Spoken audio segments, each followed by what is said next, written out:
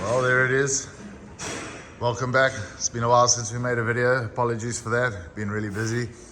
Those of you who've been inquiring about the K40 Crew Cab build with the Cummins 6PT, this is our progress so far.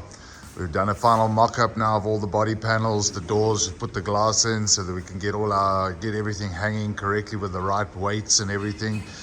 Make sure we can brace everything correctly. So what we're busy with now today is we're trying to design some form of a step here. We're trying to mimic the front arch.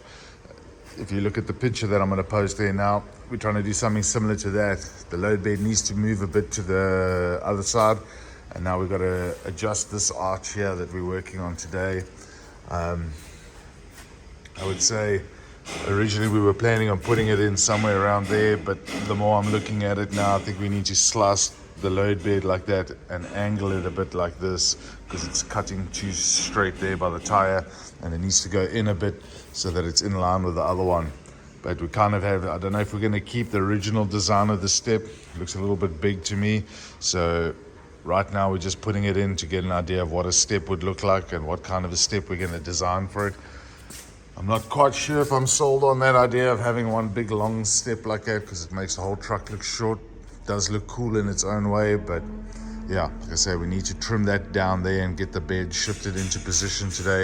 You can see we've got the full size bed on now. All four doors are on, the bonnet is on, the intercooler's on. We've left the radiator out for now. We've done the firewall and everything. And then yeah, we're in the process now. Let's see. Fuck me, that thing nearly fucking killed me now.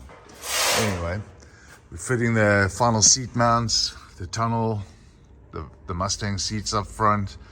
I'm busy closing up the cab.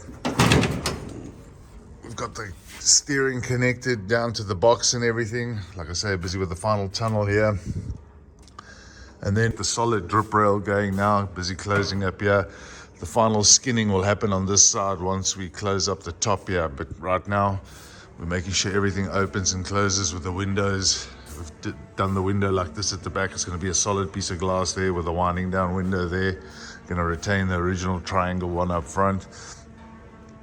We sent the cab off to acid dipping, which meant we had to split the cab again. So it's like about the second or third time we've had to take this thing apart. But yeah, we had to split the cab in half so it could go to acid dipping. That's why it's this weird black color. That's a special rust inhibitor we've painted the whole cab with when it came back from acid dipping. So the stuff just came back from acid dipping. Supposed to be welding this tomorrow. Looks like I won't be.